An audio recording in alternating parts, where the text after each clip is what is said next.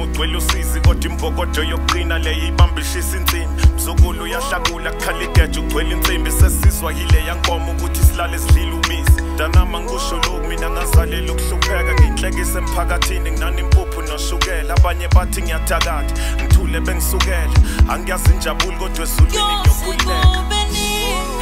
isimo singashintshi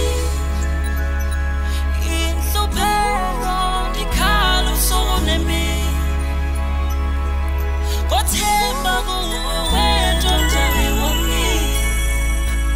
eyiwe Jesu nguthemba lami yebo kuthiwa nethemba liphelele lobo buhlungu nesimo samukela imizamo yami yaphela kuwe izophuma Ay,